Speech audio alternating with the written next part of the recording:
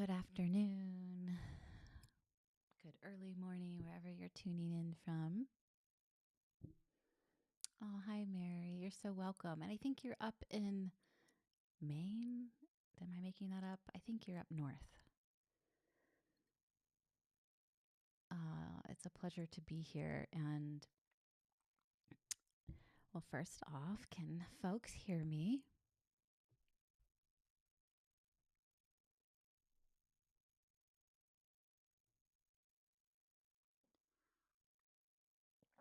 As always, we're going to wait a couple minutes to let folks drop in. And today we are going to go into the nervous system and how that relates to our capacity to not just experience ourselves, but have authentic, mystical experiences and be able to trust them, that they aren't coming from a place of hallucination, um, but real divine communion, and how that relates to the integration in our body. So, oh, good. Okay. Yes. I know YouTube's a little bit weird. I'm still figuring out the whole YouTube world. I used to do this on other platforms, and I know a lot of folks wrote in saying they can't make comments and there's like a time lapse. So, if I'm pausing too long to wait, my apologies. To hear from you. Do. Okay, we'll start here in just a moment. So, yeah, so for today, it's you're going to also receive, whether you're live or you're watching the replay, a healing on your nervous system. So when we go into the meditation part that we do, uh, then I'm going to be working on the collective field deeply in the vagus nerve in your Alta center, which we'll go into here in a second. And so the invitation is going to be to focus on your breath. I'll guide us through a different or specific pranayama or breath exercise that really helps to balance out the hemispheres of the brain and activate the parasympathetic nervous system. So I guess I'll just go ahead and jump right in. So the importance of the nervous system, and it's getting a lot of awareness right now, which is so lovely. And there's, a lot about how do we regulate, and there's a lot more mindfulness, awareness, techniques, and I know we all live in our own echo chambers, so to speak, but I know my feeds are always about regulation of some sort.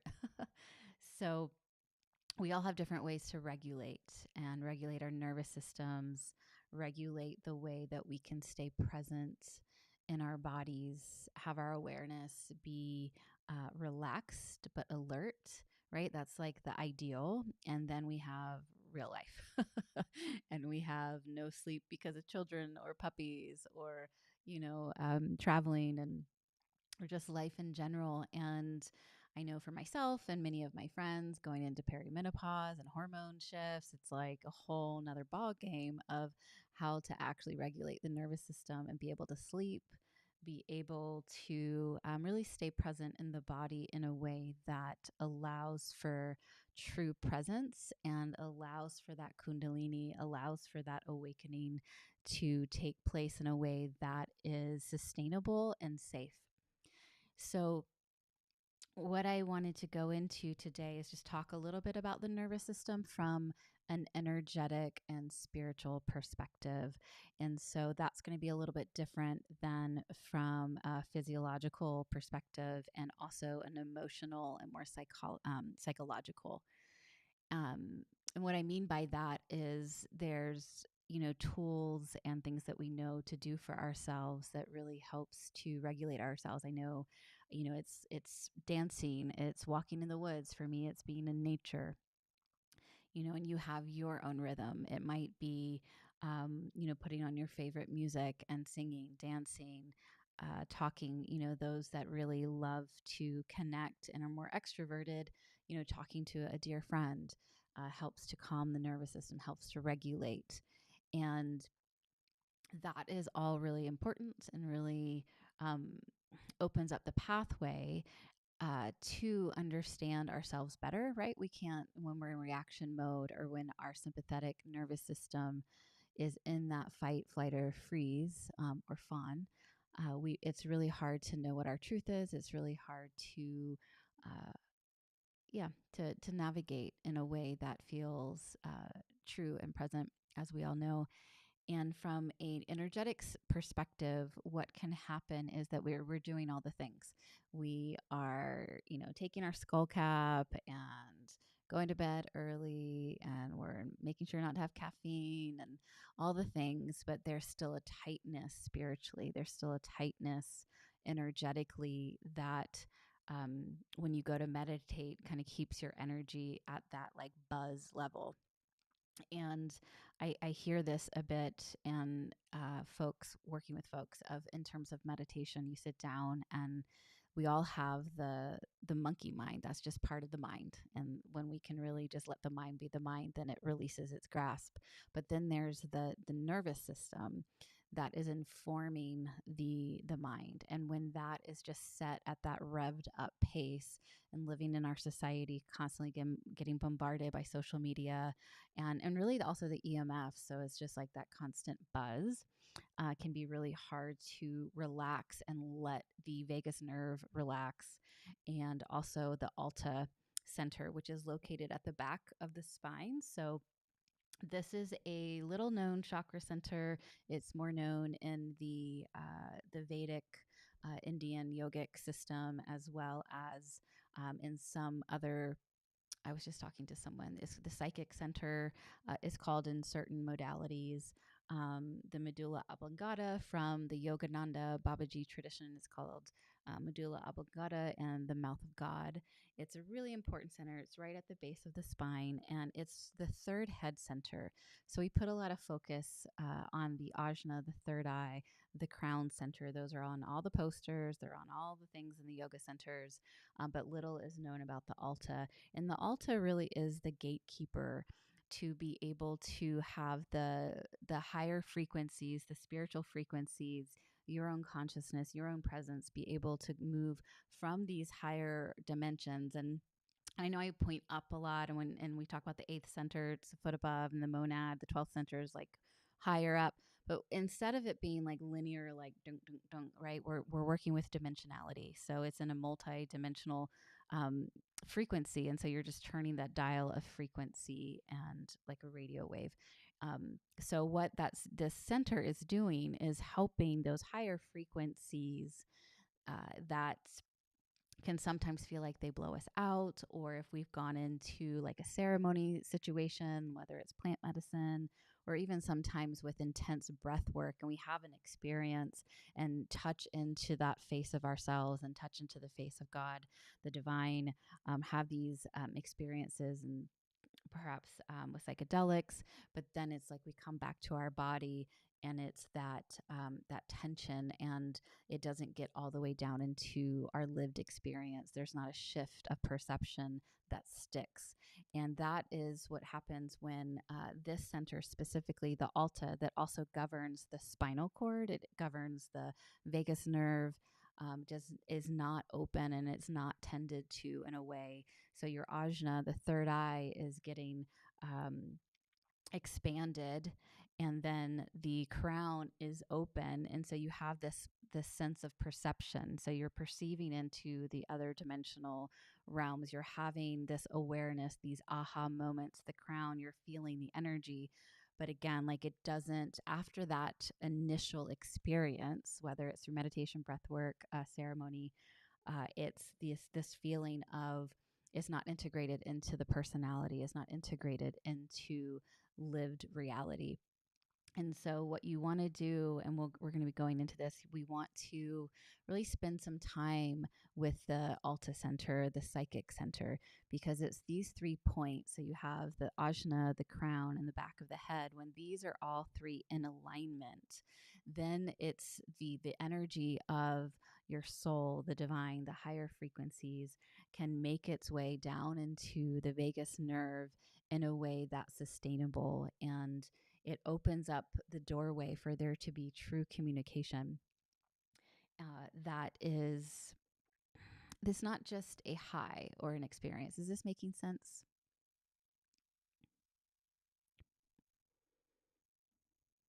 I'm going a little bit fast here. But.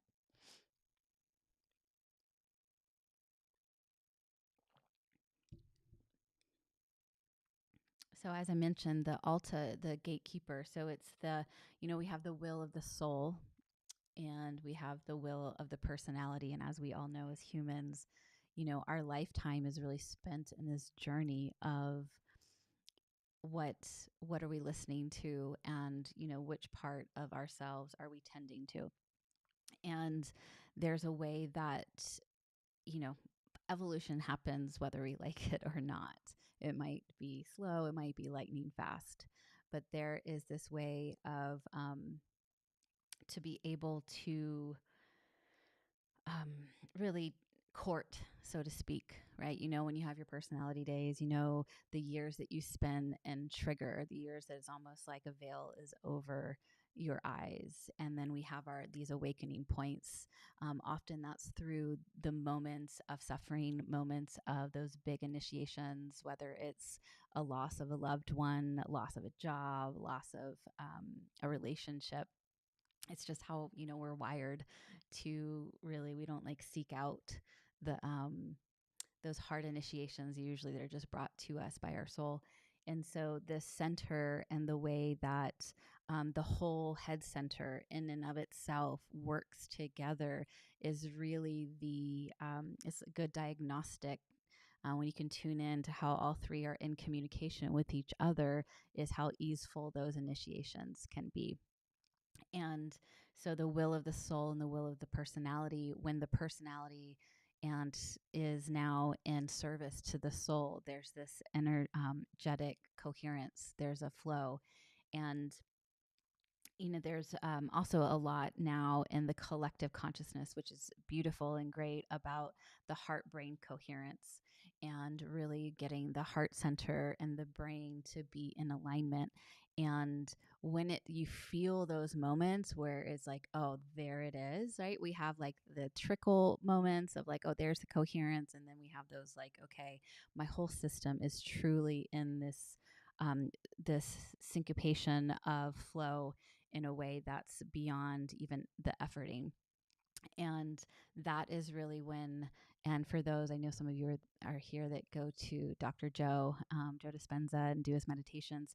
That brain heart coherence is, once those moments click in, it's because all parts of the heart, I mean, the head center, the Alta, the Ajna, the crown, are in their own coherence. And then when you add in the heart, and the importance of this, and the importance of the vagus nerve, the importance of being able to flow into the body, so then the heart center opens, and the heart center can have this communication, because you're not going to get that Kundalini awakening. You might get these small awakenings, like so often there's, when they're shaking, or if there's movement in the spine, we assume that's Kundalini. A lot of the times that's really just the nadis, meridians, and the Chinese medicine system, but the nadis and the Indian yogic system get activated. And so it is energy moving, but it's very different than when that Kundalini that's at that base of the spine, when that Kundalini starts to rise and move from the lower three centers, hitting the heart, then coming up into the brain. That's like a whole different ballgame. And so when the heart center, you have this whole center and the nervous system on board in coherence, there is a state of opening, relaxation, surrender. Then the heart flowers in a way that allows for the energy to not only move down, the spiritual energy, the higher frequencies to move down via the vagus nerve, and also the central column that is in the etheric form goes into the base center, and that's where the Kundalini resides. And so you need that heart center and the base of the spine and those head centers to all be in not just communication, but a way that it creates this magnetic, dynamic energy relationship that then allows the energy to then rise back up. And then we have those experiences that are brought on from within. It's not from anything on the outside.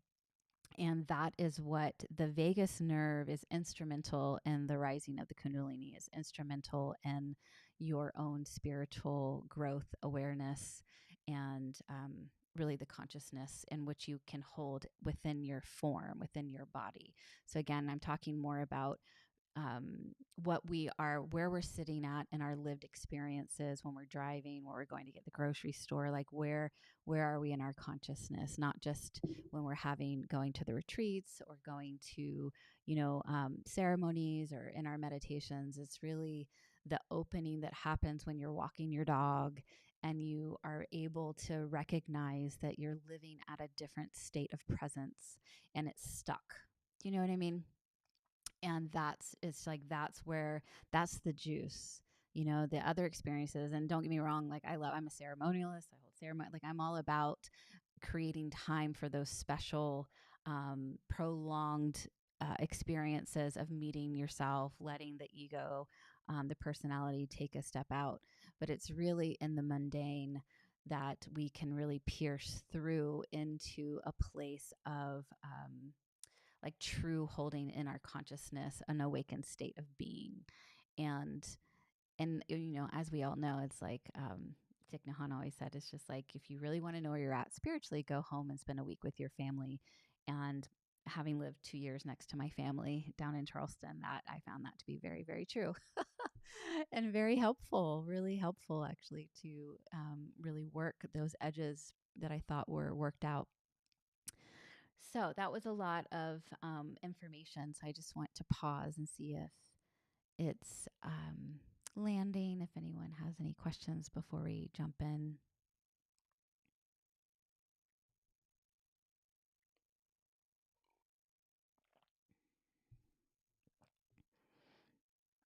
So why I think there's a lag sometimes, time or in the comments, is there in this meditation, there's going to be a lot of spaciousness. So the mind, I don't even say like if the mind wanders, the mind's going to wander. It's the nature of the mind. So when the mind wanders, you're just going to bring it back to that central column, back to the breath, allowing the awareness to just feel the energy very gently, light awareness going up and down the spine. And I'll be working on the collective field and on these really specific points that help to, on the spiritual level, open up the vagus nerve points, the alta major points. There's a field in the back of the alta major that really it's what many say that the halos in certain pictures, because the alta too has its own field, and when it's really open and functioning at a high level in communication with your soul and communication with the divine and being that conduit, like the doors open from the personality, the body, to the soul and the spirit, is this beautiful toroidal field in and of itself.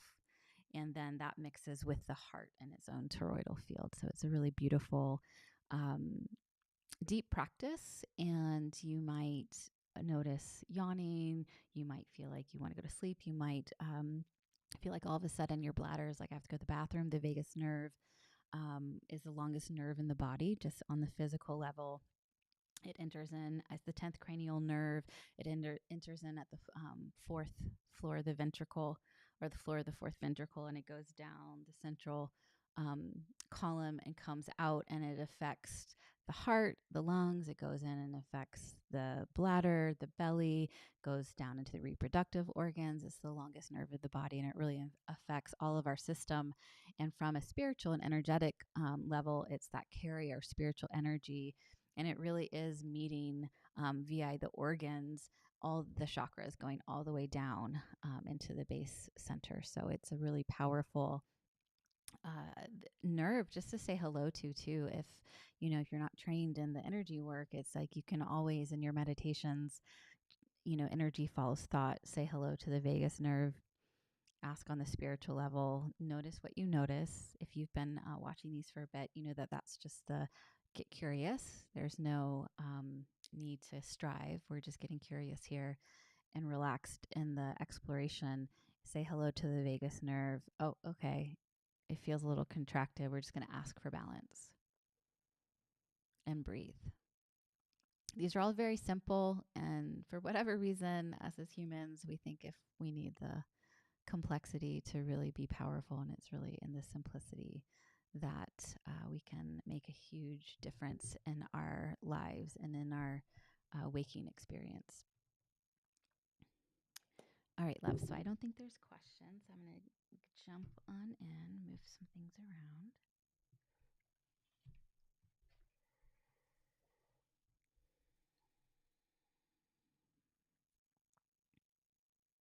Oh, one more thing. Sorry.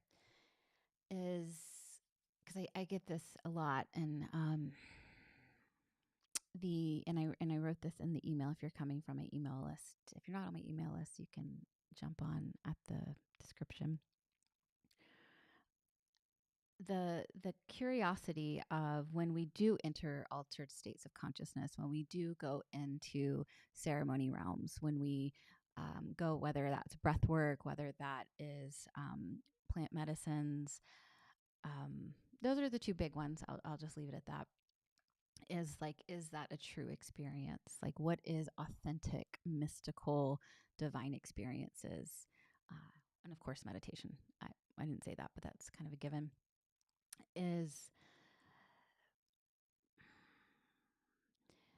they are, from what this is just what I've seen, my experience of studying energy medicine and consciousness for a pretty long time, and working in the plant medicine realm as well.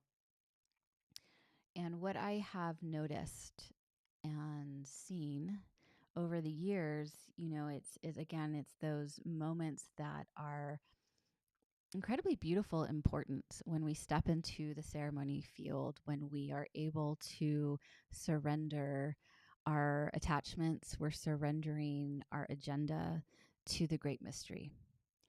And we can also add that intention every day that we sit down into our meditation. There is no meditation that's going to be like the one the day before, and there's no bad meditation. Similar to different experiences we can have when we are in altered states of consciousness. There is no bad ceremony. There's no there's no good, bad, right, wrong, right? It's just what is. However, when folks ask of like, okay, I saw this, or, I worked with this divine being that came in, is that real? Is that my imagination? And there is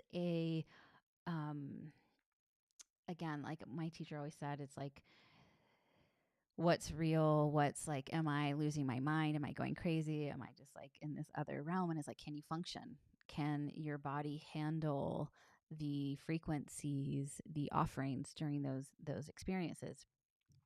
I will say, and this is why I do, and again, like I believe in those moments. I believe, especially when we're struggling, or just having a sense of I need some help to walk up to the threshold of any of those moments takes a lot of courage. And when we can truly surrender to the mystery and let go of agenda, let going of this is going to be a good meditation, or this is going to be, I'm going into a retreat and gonna like work on this. I've definitely done that before. I've been to a meditation retreat. I'm gonna work on this. On the other side of it, I'm gonna clear this issue. And it's like, good luck. And it ends up being completely different than what like my own ego wanted, and totally perfect. And I might be fighting, and like the degree of suffering is really the degree in which we fight what is, right? And so there is, though, a sense, going back to this, is when, again, like the ajna, the third eye, has been so expanded, and whether that is through breath work, and I mean more of the like shamanic breath work, which I love, and the holotropic breath work, where you're like like really powerful, like we are activating the system. And whether it's through that type of experience, that really activates the third eye, it really activates the ajna. And or when you're on any sort of medicine that is, you're going straight into the brain. I'm not going to get into the like physiological part of it, but you are activating the ajna in a way that is pretty extreme, right? You're going from like normal consciousness, I can drive my car, to definitely can't drive my car. And I'm not really like totally, there's a lot going on besides waking life, right?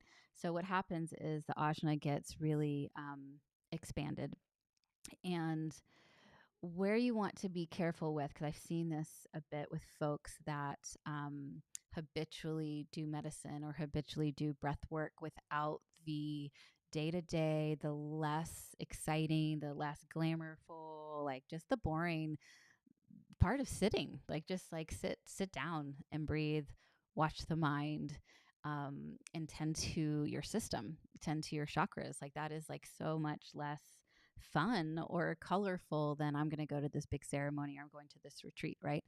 And on it, like people don't want to do it, right? It's like it's just there's habits, there's life. It's so much easier to not do it. And what happens with that, what I've seen is when people, it's like we can step from true illumination and true piercing the veil into the delusional hallucinogenics in a way that there are hallucinations in the different astral realms. And I won't go too deep into like the levels of the astral realms, but again, like, so what, because this alta, this will not be open without daily practice, without intention. When I lived at the ashram at Yogananda's studying Kriya Yoga, we spent so much time, and we wanted to get to like the other parts and like, you know, seeing the like the blue pearl and all the things. But we spent so much time working on this back center because that's what's going to balance out. You won't have to ask anybody, was that real? Because you will feel it. You will be able to have the access point from the spiritual realms into the personality in such deep communication that there will be no questioning. Like no one else. In fact, if someone else said that wasn't real, you could be like, oh, well, peace out. That's not my experience. And that's not what is true for me. So whenever, you know, folks get caught in this, you know, the sight, the clairvoyant part where you have a lot of visions, you have a lot of hallucinations, and it feels more like watching a movie, and then that movie becomes very distorted. And, you know, you know, folks that have really gone like deep in doing ceremony without the integration pieces, that's like become the habit, become the crutch. Then it's really the third eye is, yes, it's open, because I think we think in our culture like, oh, if you open up, or not our culture but the subculture of, if we open up the third eye, you know, oh, you see. And it's like, well, you can see, there's a lot to see. Being a clairvoyant all my life, there's a lot of realms to see. And it doesn't mean that you are spiritually aware, awake, or advanced whatsoever in your own presence in your own body. So as a little side note, I feel very passionate about that. um, and I hope that makes sense. And like, again, the importance of daily practice, the importance of doing the things that are less, like to have less glamour around it. And that's really where the seat of love and the seat of presence and those moments where you'll have those places of oneness without any help from the external. And that's really the, you know, when you know you're on the path truly of self mastery. Okay, that is, I'll get off my soapbox and we'll go into it. Thank you all for who are sitting with me on this one, hanging out. Okay, so like always, you want to get comfy.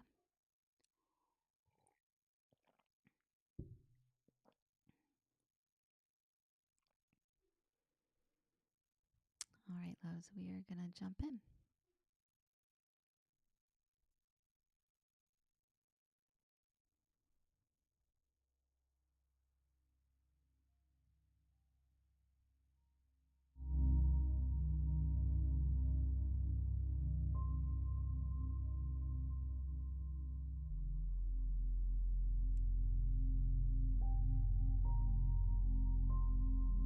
Taking these first few breaths to settle into your space.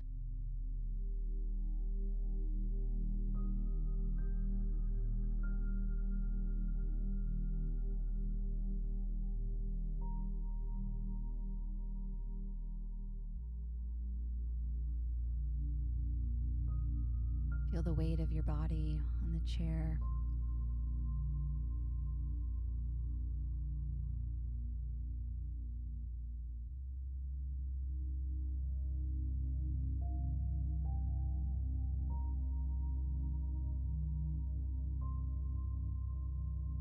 In the next few rounds of breath, summoning yourself to yourself.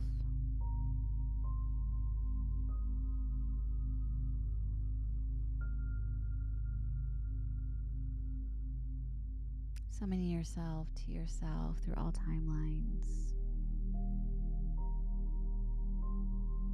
all dimensions, all realities.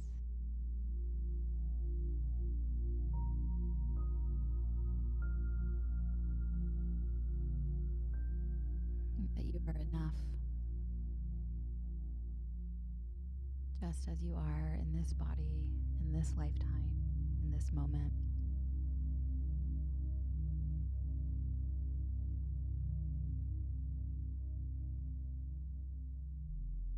There's nothing to reach for or strive.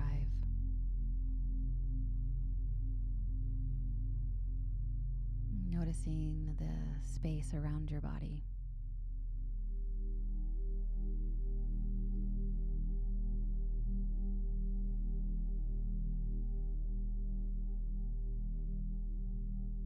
And then the space within your body.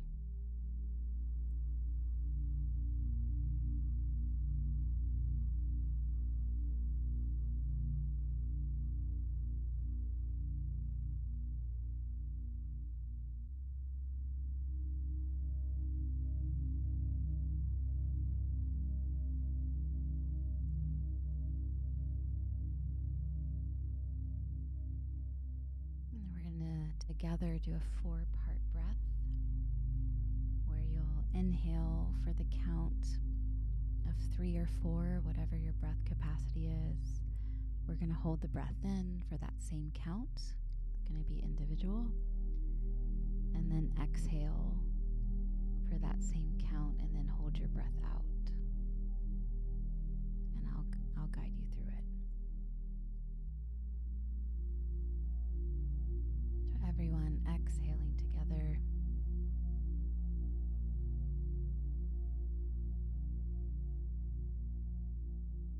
And inhaling. 1, 2, 3, 4. Hold. 1, 2, 3, 4. Exhale. 1, 2, 3, 4. Holding the breath out. 1, 2, 3, 4. I'm going to do that again. Go at your own pace. Inhaling.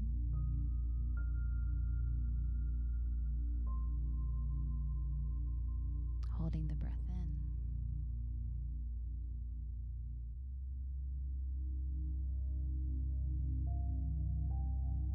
Exhaling.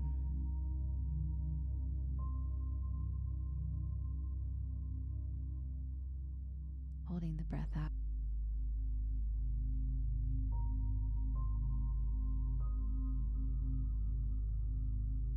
Doing 2 more rounds at your own pace. Equal parts breath. Inhaling.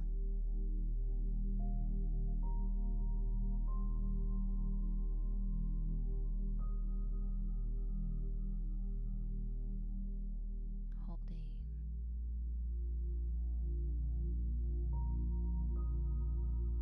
Exhaling.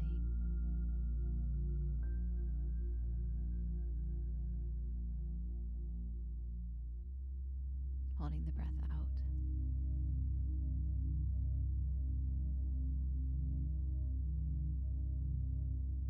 And doing a couple more rounds on your own.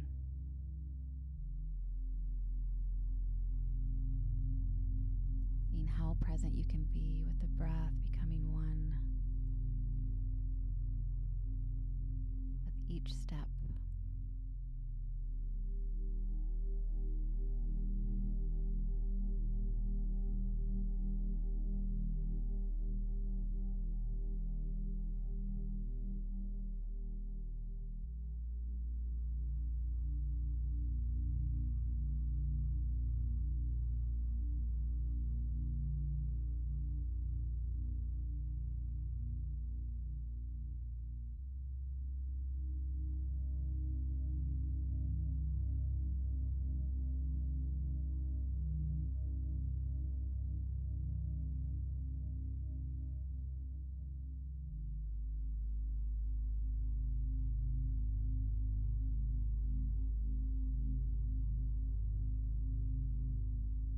After that last round, you can let that intention go.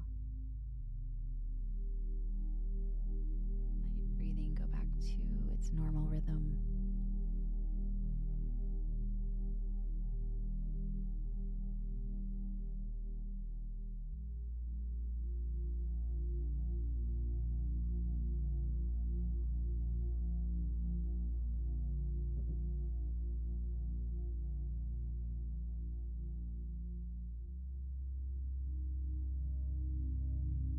When the mind wanders, just bring it back to the flow of your own breath.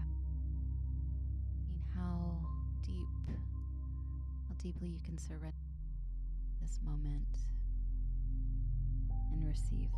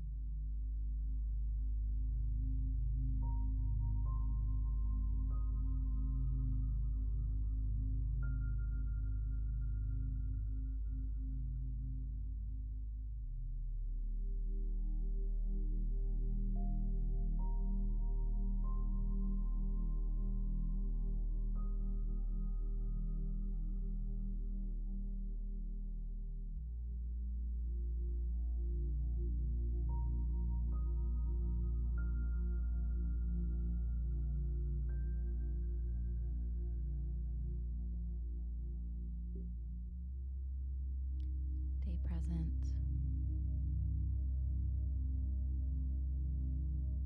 allowing your nervous system to relax, the vagus nerve to open, the alta to expand.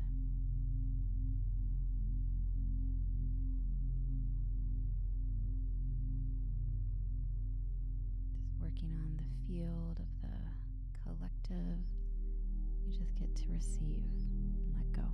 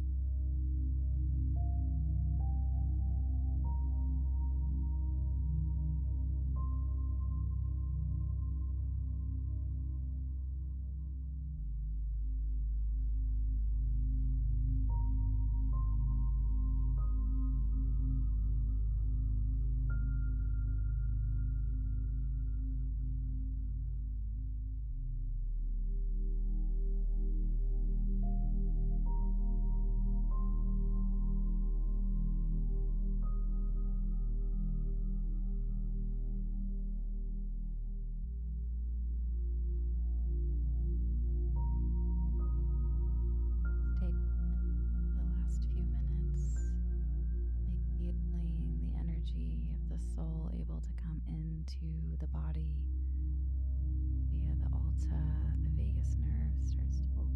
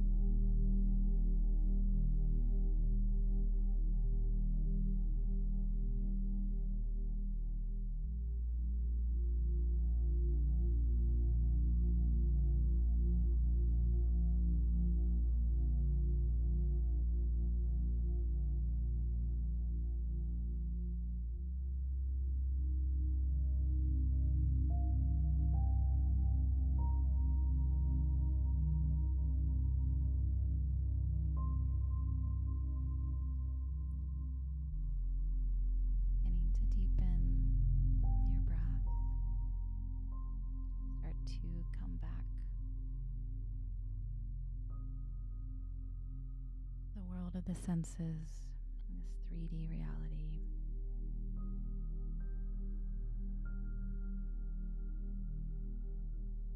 Slowly wiggling your toes and your fingers.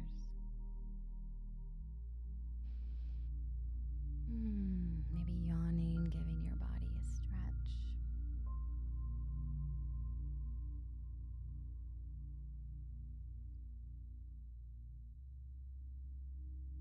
When you're ready, you can slowly open your eyes.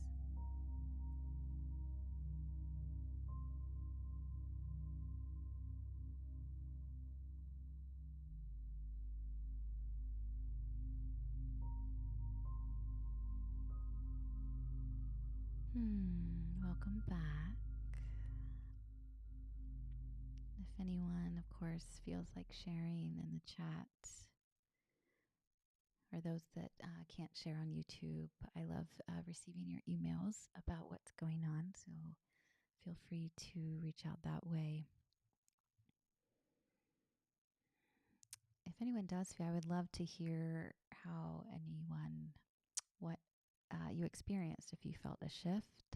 It was a little bit different today because you weren't doing your own guided alchemy. And for those of you who may have not experienced this type of energy work before, I'm working on the collective field and working on the collective nervous system. So each of you will feel that in a very individualized way that is right for you.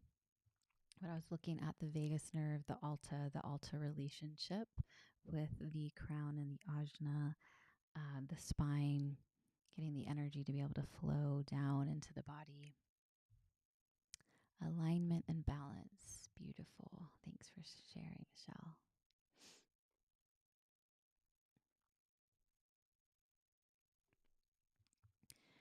So it's a subtle adjustment and attunement and alignment. And so be gentle with yourself, drink lots of water. Again, the way that you can work with this is calling forth your vagus nerve on the energetic dimension. So just as you work with your energy centers, saying hello to the solar plexus. You can say hello to the vagus nerve. And the more you practice that awareness, that refinement of the subtle energy realms, the more you'll be able to, be your own healer and be able to spot, especially if you're in an extra reactive space and or in a situation that you might be a little bit more buzzy, then this is a good practice to just tune into the alta, tune into your nervous system in general, the central nervous system, the autonomic nervous system, really inviting in that vagus nerve activation that will then kick on the parasympathetic nervous system. And through that, it allows the energy to flow with more ease. Miss Hillary, I felt a deep release in my heart and solar plexus. Beautiful. Oh, and a yin yang type of balance. Yeah, it's really so important. I love that awareness of the yin and yang, like the masculine and feminine, because when the parasympathetic nervous system, it's a balance between the right and left hemispheres.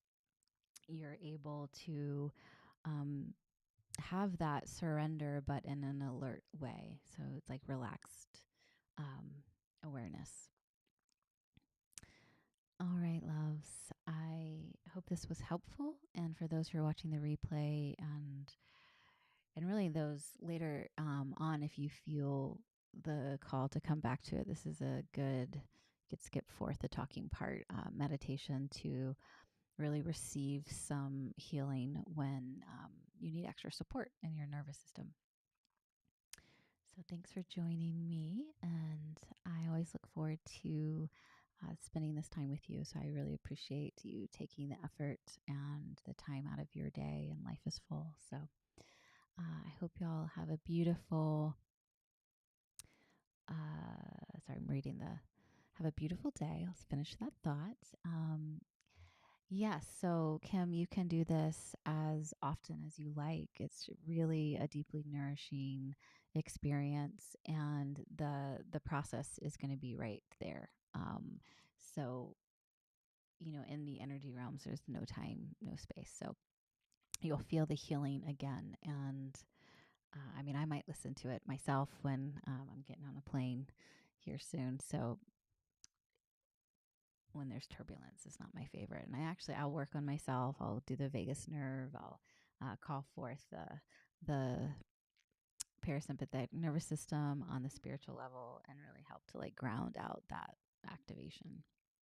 So yes, watch it as much as you like and pass it along to those that might need it. And I'll see you soon.